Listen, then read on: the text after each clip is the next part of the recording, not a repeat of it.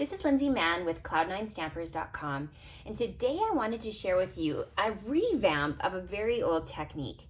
There used to be a technique called Poppin Pastels, and it was used with our Stampin' Pastels, which were a chalk. And today I'm going to redo it so that we are able to do it with something that I call pigment sprinkles. So let me show you Poppin Pigments. Okay, so you're going to need Versamark ink or another type of sticky ink. You can also use white craft ink. You're going to pull out your watercolor crystals. I am going to use the Melon Mambo. You will need a palette and you'll need a dauber. So I'm going to use a stamp from the Timeless Tropical stamp set, pulling in the flower. And I'm going to just go ahead and ink the flower and stamp it onto Whisper White cardstock. So I'm just going to add a bunch of flowers all over cardstock.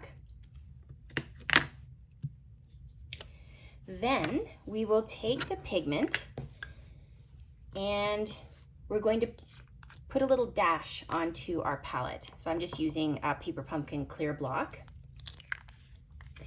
Then you'll take our sponge dauber and you're going to pick up that pigment and you're going to daub it right on top of the flower.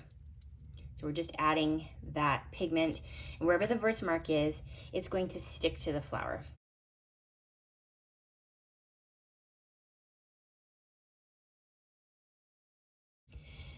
Then you're going to want to tap off the excess.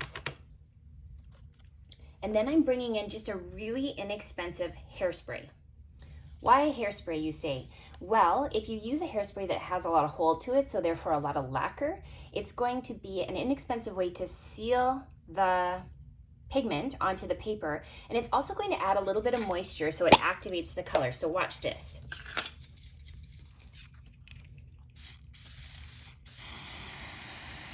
Wow.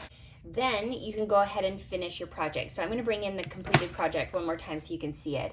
So here you can see we've got the background of with the flower and the pigment popped up, and you can just go ahead and finish it off with the rest of the dies from that set.